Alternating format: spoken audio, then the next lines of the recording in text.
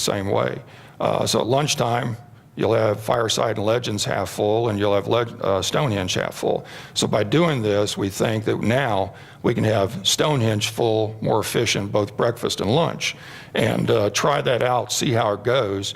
And then if we see that Stonehenge is overrun with members for breakfast and lunch, then we can easily reopen Fireside and Legends for that. But that's the game plan for next year, to try and be more efficient and then have something 7 days a week, breakfast, lunch, and dinner. Yes, sir. Jonathan, I just want to make sure I understood what, what you said. First of all, we're losing $1 million in this facility, roughly this facility and the related facilities. Slide. Yes, that's correct. Right? That's cash flow. That's cash flow. Need to go back. I just want to make sure what is in that number: recreation, CCC, and recreation. That's all our recreation facilities, such as Robin Hood Park, mini golf, all the outdoor pools. Yeah. Primarily. Correct me if I'm. The library. And of course this building. Am I missing anything? No, I think I got it all. The big pool is here. I Yes. mean, the big money pool is here. Yes, right? sir. Okay. Yes. That's first thing. Then as you articulated through the various things that we could describe as amenities, we're losing money. We are subsidizing those amenities from the dues. Correct, sir. And 100% of them less the marina. Correct, sir. That's right. Right? That's correct. So I want to make sure I got what you're telling me. Now, the next thing is, what we didn't do, you did on the restaurant, is you calculated you didn't actually calculate what I would have done, which would be the loss per cover, total loss per cover, $2 or $3 per cover, it appears to me, for total. But what we also need to know is what the subsidy is for each one of the amenities per unit, which is either a cover in a restaurant, a golf round in a golf, a court rental in a court, something here in terms of pool membership, because some of those numbers could be pretty large per unit. Absolutely. And I think you want our sport to spend that money, so seeing what those subsidies are by unit would help us. Yeah, the only hard part is here, because you have so many different facilities. The golf is easy, food and beverage is easy. It's per cover, like you said, per round. But even in golf, I mean, we have the snack bar, 2 snack bars in there. But that's, a very small part of what golf does. But we found that here is the hardest to do, because it's a lot of what this place does, and Mary Jo is basically an information center. I mean, how many people come in here and ask for information, book a tour? They do such a variety of things, it's hard to tack onto one thing that you can associate that. But I agree, the other two, yes. And I do have those calculations. It's just the interest of time I didn't put them in. Well, the way to look at it simply is that every dollar of your HOA dues equates to about $150,000 of revenue. So if you look at net cash flow for the CCC and recreation, call it $1 million. Okay, so that's roughly, $7 per month, okay, of HOA fees that's going to subsidize the CCC. So if that's what you're getting at, you look at it that way, just take $150,000 equates to $1 per month HOA fees. Yes, sir. If you can go to the microphone, please. I think it's here. Clarification on the restaurants, is Stonehenge going to be open after April 1st, breakfast, lunch, and dinner? Or That's correct. That's correct. So right now, like what we've done in this year, it was just open for lunch and dinner 7 days a week. Now what we're going to do is open it up for breakfast as well. So we're really going to move the breakfast operation and the lunch operation from Legends Fireside over to Stonehenge. That way we think we'll have a more efficient operation and have, you know, a full Stonehenge rather than 2 restaurants half full. Other questions, please step up to the mic. First of all, you mentioned the word efficient all the time. 5 years ago, Chamber Architectural from Baltimore did a $50,000 survey. Number 2 on that was get rid of Druid Hills, redo the whole place. It's completely and totally outdated. You're losing your ass on this. Fix it up. 5 years now, absolutely. It's not even up there anywhere 10 years down the road. Okay? Yeah, I mean, think so now, you look at the kitchen. Is it efficient? They said it's not even close. You're losing $300,000. I don't think you're going to make up $300,000 by making the kitchen better, but, you know, here we go again. They suggested this. We paid them this. Nothing. It's dead. It's gone. It's up in the rafters someplace. No, not heard of. And the second thing, the only person you ever talk about is Upland Architecture. They bid 3 or 4 things. They tell you it's going to cost this much. None of their bids are even close. So you're thinking, oh, we can build a thing over at Stonehenge, a pavilion at Stonehenge for $325,000. The first bid you get is $400,000. Do they have any idea what they're doing? I mean, you know, and everything, you guys go to them for everything. Maybe you ought to go to Knoxville and find some architectural firm. I'm just, you know, these are just things, you know, I can't figure it out. I mean, my wife is in the contracting business. You guys pay more for everything than anybody in the town. This just makes no sense. You know, and everything, the Druid Dorchester Clubhouse is going to be done on Memorial Day. It's done in Labor Day. Oh, there's a whatchamacallit where they have to pay if they don't get it done. Did they pay? I don't know. We don't hear this stuff. You know, and to me, that's important. It's a minor little thing, but, you know, we're talking 3 months, and if they're paying $500 a day, that's a lot of money. And we hear nothing about it. Well, it'll get done. Over here, it's not raining, so we can't complete the job. Is that your fault? Is that our fault it's not raining? No, they bid the job, do the damn job, and get it done when it's supposed to be done. But, you know, that's just my thoughts. I take it your last comment related to the pickleball courts. I take it your last comment related to the pickleball courts, lack of rain. Yeah. Lack of rain has only delayed them compacting the pad. Let me finish, Dennis. Let me finish. Lack of rain is stopping a project from going on? Yeah, because the rain helps you compact the soil, okay? Now, they could bring out water trucks, but there was no need to do that because we weren't delayed. You know, the game plan with the pickleball courts is to have the concrete done before the end of this year, okay? Then it's going to sit over the course of the winter. We're on schedule there. So there's no worries, okay, from that standpoint. The water is the rainwater. We actually got it compacted. If you've been over there, you know, we got it compacted without bringing out water trucks, and everything's fine. So we're on schedule. With respect to Dorchester, quite honestly, I don't remember ever hearing that we were going to be done by Memorial Day, but it was done in the time frame designated, and we had some weather delays. And in any construction contract, you always have weather delays, and those are built into the contract.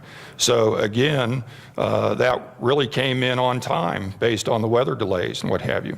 With respect to Druid Hills, we only show 5 years out. It is in the 10-year plan. But to tear down and rebuild Druid Hills as we know it right now, that's a large chunk of money.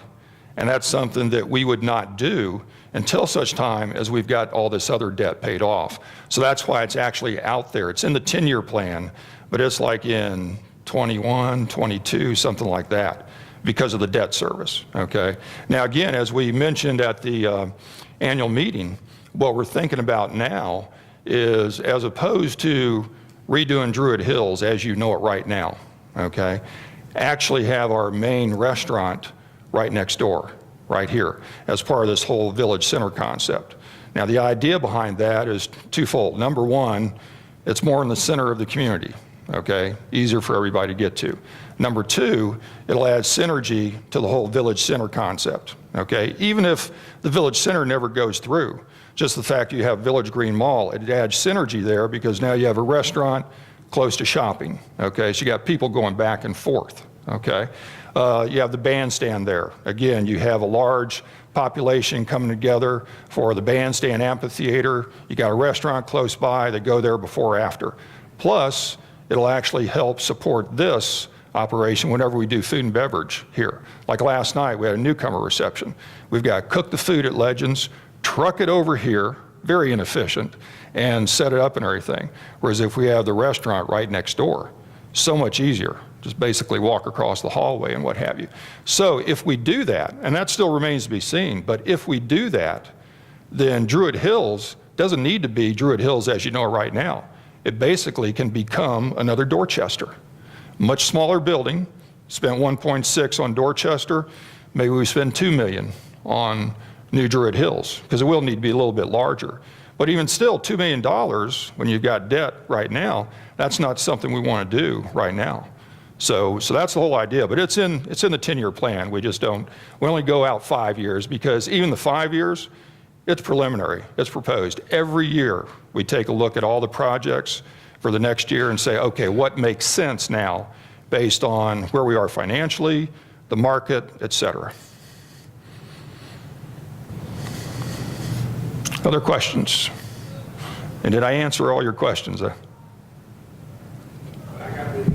Okay. Yes, Mary. I would like to request that the board consider, since the decisions with food and beverage are impacting the Fairfield Glade experience for current residents, visitors, and future buyers, that you send out a survey question, which you can do via SurveyMonkey free, to find out what the membership feels they would like to see for food and beverage. Do they want to incur additional cost to have food and beverage services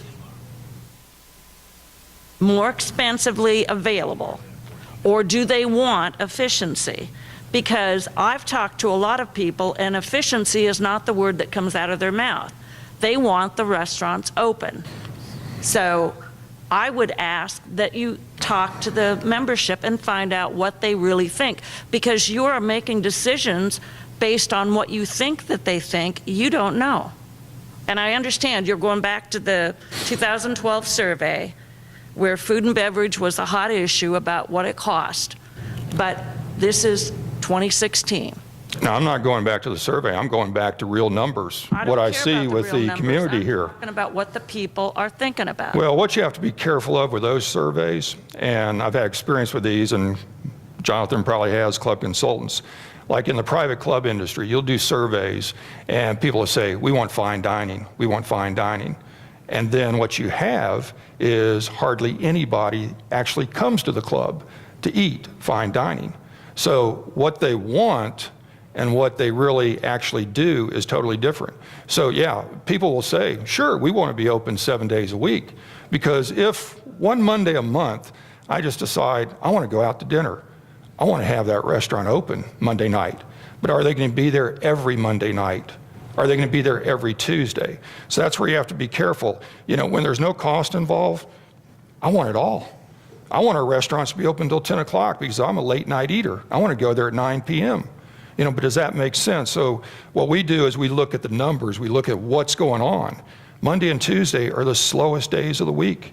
It doesn't make sense to be open Monday and Tuesday, definitely not in the wintertime when your revenues drop 50%. What we're trying to do is get people, now unfortunately we're trying to change people's habits, okay? Where you normally may go out once a month, Monday or Tuesday. Now we're hoping you'll see that, well, you know what? We're not open Monday and Tuesday. Let's go out Wednesday instead. Let's go out Thursday instead. So that's what we're trying to do by being more efficient.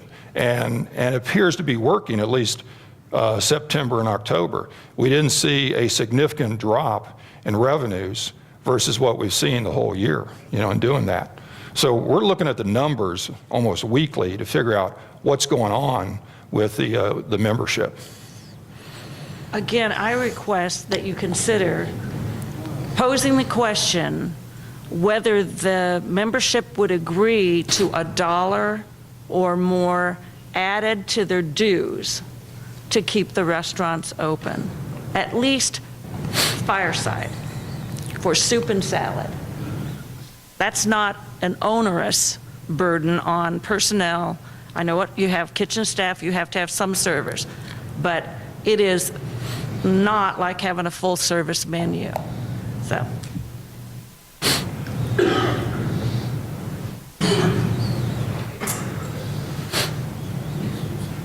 I agree with your assessment. I don't want to subsidize a few people to go to a restaurant and have my membership dues hiked up for that.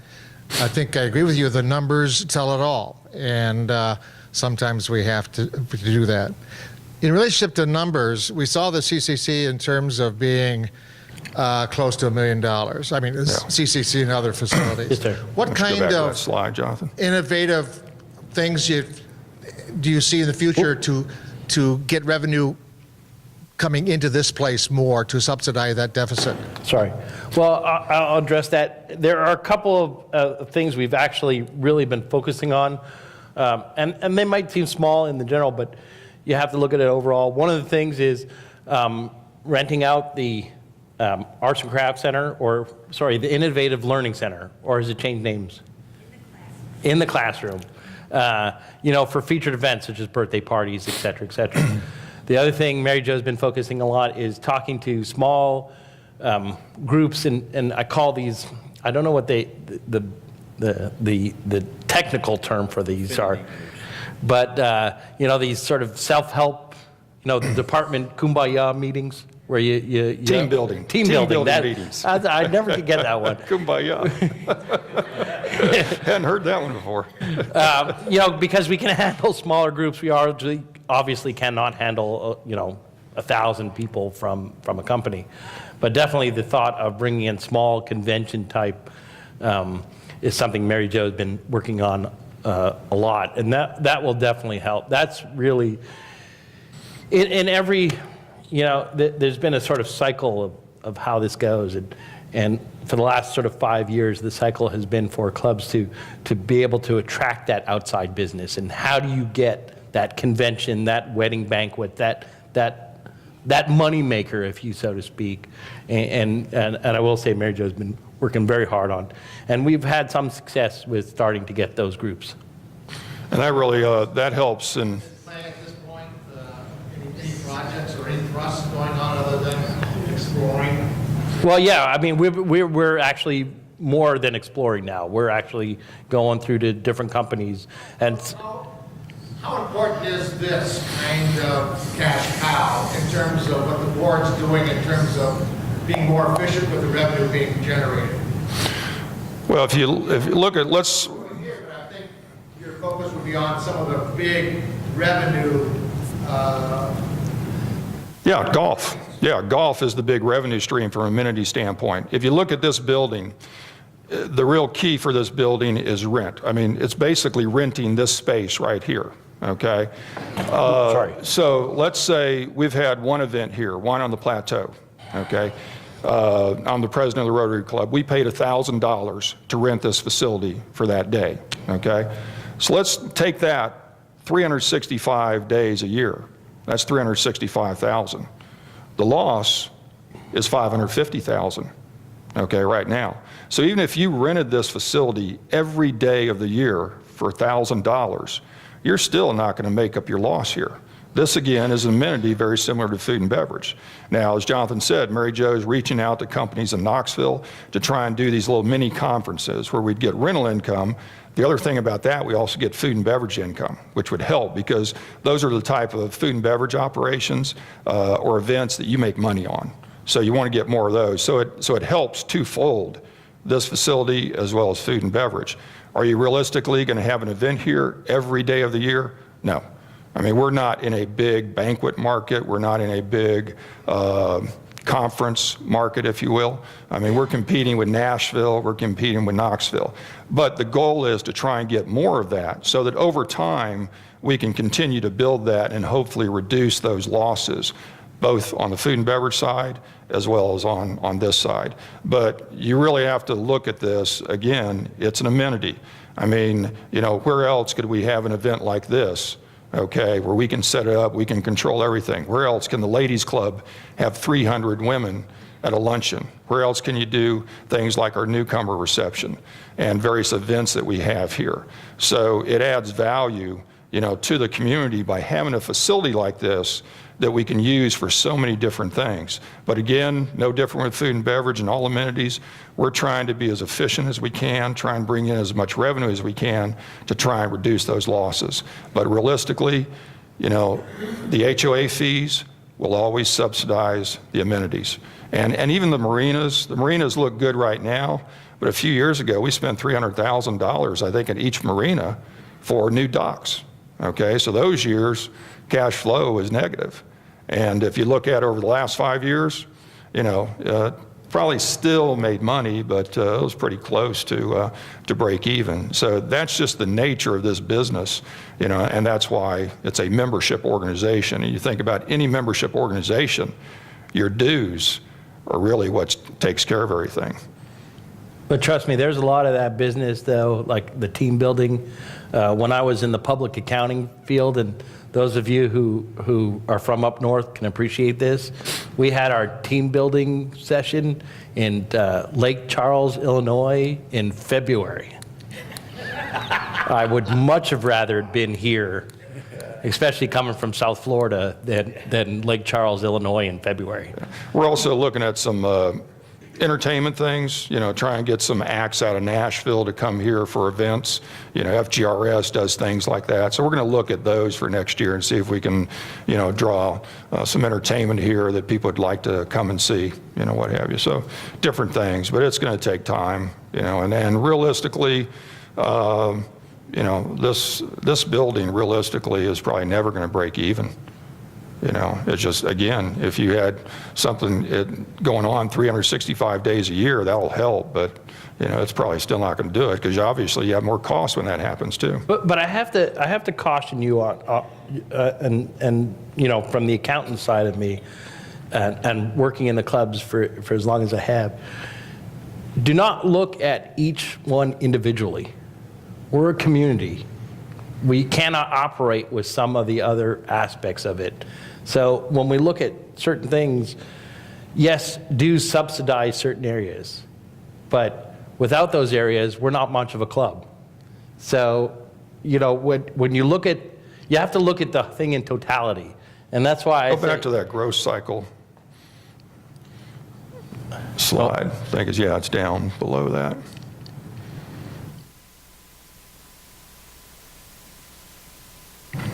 All right. Next one. This is the key right here. Broader amenities and attractive facilities. That's why we're doing the pickleball courts. Okay, pickleball, fastest growing sport among seniors.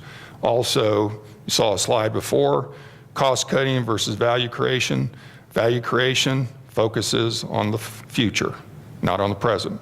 And I know y'all have a tendency to focus on the present, and that's understandable. My job, the board's job, is to focus on the future. Okay, we're looking at the present, but our focus is really on the future. That's the way you grow a community, and that's the way you stay in this growth cycle. Yes, sir. John. I just add another comment that the work that's done in this facility isn't just addressing the amenities inside this room and this building. A lot of the work that Mary Jo and her staff do is marketing.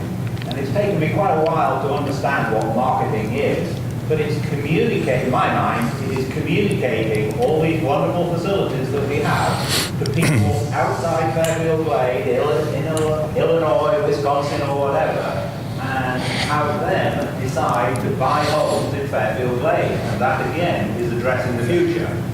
Entertaining the timeshare visitors, showing them the amenities, communicating the benefits of living here is a very important task that's done by just about everybody in Fairfield Glade, but particularly the people in this building. It's the face of Fairfield Glade.